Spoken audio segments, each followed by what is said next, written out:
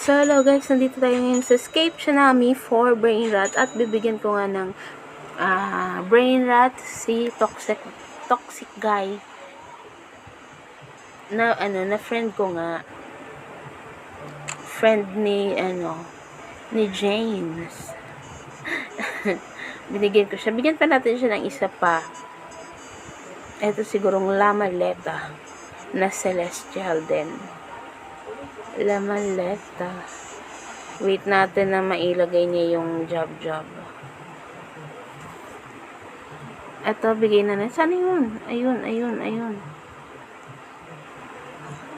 Naglalagay siya sa spawn machine. Ay, nawala ulit. Ang bilis. Ayun.